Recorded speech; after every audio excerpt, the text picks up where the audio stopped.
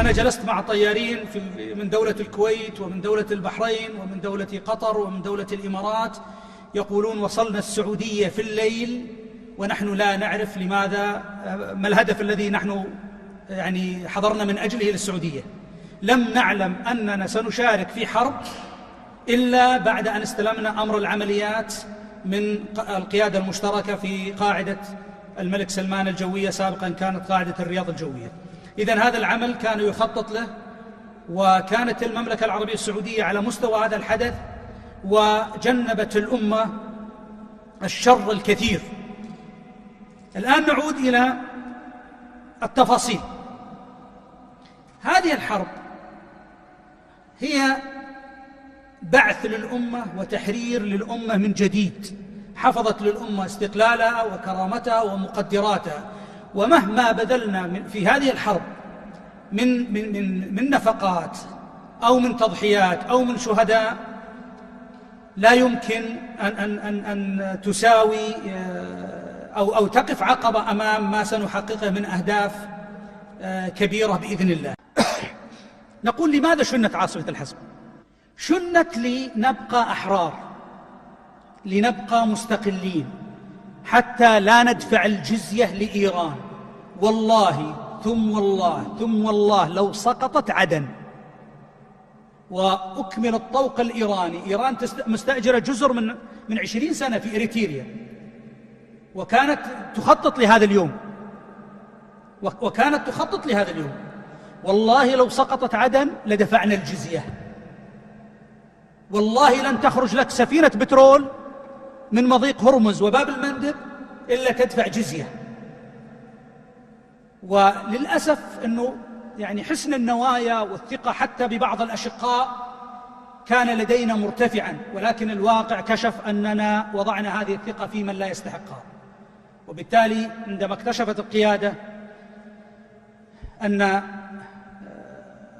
هذا الوضع بهذا السوء، بادرت بشن الحرب بمفردها، ومن لحق بها من الأشقاء من دول مجلس التعاون الخليجي ومن الأردن ومن المغرب ومن مصر، ثم لحق السودان، ثم لحقت بعض الدول من ماليزيا وإندونيسيا.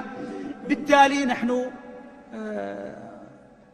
أطلقنا هذه الحرب حفاظاً على الأمن الاستراتيجي للعرب بشكل كامل، للأمة العربية بشكل كامل. الآن نقول الوضع الحالي، ميزان القوة بين المملكة العربية السعودية وبين إيران. حقيقة نقولها ولا نكشف سر، أنا رجل لدي خبرة عسكرية وأعمل في القطاع العسكري، لا يمكن أن أبوح بأسرار تدفع إيران مئات الملايين لتحصل عليها، ثم آتي أنا متطوعا وأقدمها لهم على طبق من ذهب. ولكن سأذكر ما يسمح الموقف العسكري بذكره، سأذكره. إيران ليس لديها قوة إطلاقا تواجه المملكة العربية السعودية إطلاقا. لا يوجد لديهم قوات جوية إطلاقا. لديهم بعض طائرات الفانتوم F4، وهذه شاركت فيها إسرائيل في الهجوم على مصر في 67 وعلى سوريا في 67. كانت تستخدم، اللي هي فانتوم F4، كانت مستخدمة من خمسينات القرن الماضي.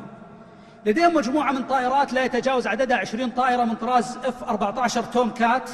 هذه طائرات أساسا بحرية أمريكية بيعت للشاه، وهذه طائرات لم تعد تعمل، أمريكا نسختها منذ سنوات. لديهم طائرات من طراز F-5. المملكة العربية السعودية أهدت هذه الطائرات، وزعتها هدية على بعض الدول العربية منذ 20 سنة، قدمناها هدية لأنها طائرات انتهى وقتها وانتهى عمرها الافتراضي. لديهم طائرات هليكوبتر، طائرات بحث وإنقاذ فقط، وليس لديهم طائرات مسلحة.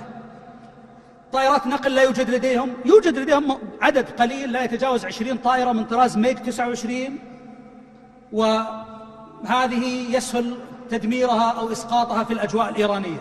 لديهم منظومة صواريخ أرض صحيح، وهي وصلوا إلى الآن سلسلة شهاب 3.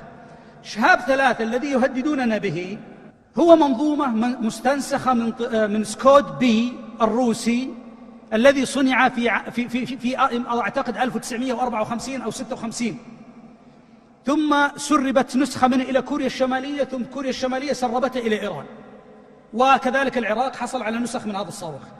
هذا الصاروخ نعم مداه قد يصل إلى 2000 كيلو، لكنه صاروخ أعمى غير موجه، والرأس الحربي المتفجر لا يتجاوز 500 كيلو جرام، لا يتجاوز 500 كيلو جرام، وبالتالي لن يكون مؤثر لو يطلقون على المملكة العربية السعودية آلاف الصواريخ، لأنها لن تصيب أهدافها.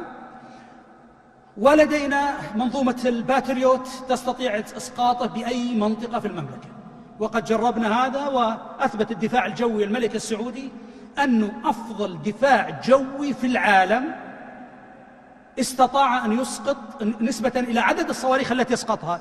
السلام ورحمة الله وبركاته. لا يوجد دفاع جوي في العالم اعترض وأسقط صواريخ بلستية مثل ما اعترض الدفاع الجوي السعودي.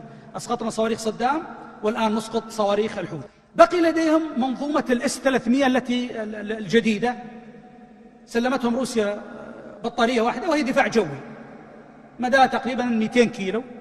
هذه المنظومة نستطيع تدميرها دون أن ندخل أجواء إيران، دون أن ندخل أجواء إيران.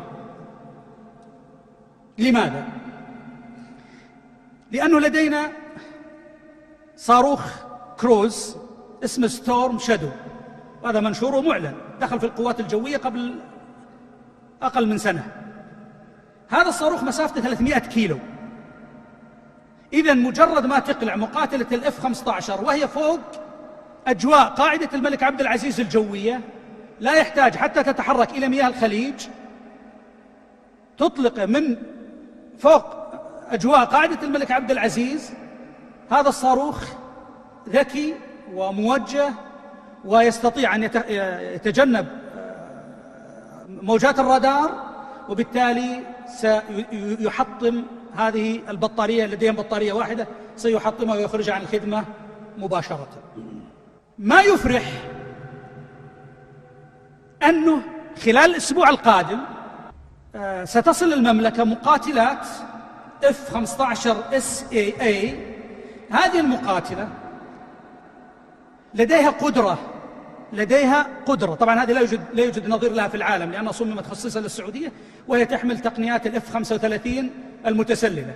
هذه المقاتلة تستطيع قصف أي هدف في العالم، أي هدف في العالم، وليس في إيران، في العالم، أي هدف في العالم، وأؤكد على هذا. وما يفرح ويجعل السعودية دولة عظمى في هذه المنطقة أن هذه الصفقة تبعها صفقة أخرى ستقلب ميزان القوة في المنطقة رأسا على عقب. وأستغرب حقيقة أن الأمريكان وافقوا على بيع للسعودية، وهو صاروخ جديد اسمه سلام ER أو سلامر. هذا الصاروخ كروز ضد الأهداف المتحركة والثابتة، يستطيع أن يدمر أي هدف في مدى المقاتلات، ومدى مقاتلات الF-15 SA مدى مفتوح. تستطيع تقلع من الرياض وتصل إلى الولايات المتحدة الأمريكية دون الهبوط بأي قاعدة جوية. هذه الإمكانية لا تملكها كثير من الدول، لا تملكها كثير من الدول. نحن لا نقول هذا الكلام مسجل، والمحاضرة مسجلة، لا نقول هذا الكلام من باب الدعاية، وإنما نقول حقائق. شبابنا وأبناؤنا وقواتنا المسلحة والحرس الوطني والداخلية والاستخبارات العامة والحرس الملكي أصبحوا يتعاملون مع أعقد التقنيات على مستوى العالم، أعقد التقنيات على مستوى العالم، ولديهم مبدأ يقاتلون من أجله. لديهم النصر أو الشهادة في سبيل الله، والنصر ليس لحزبية أو لعصبية أو لأهواء، النصر لنصر عقيدة الله سبحانه وتعالى. في المادة الأولى في النظام الأساسي للحكم في المملكة العربية السعودية، وأعتقد في المادة الثالثة، أن النظام الأساسي للحكم في المملكة العربية السعودية يخضع لكتاب الله وسنة رسوله.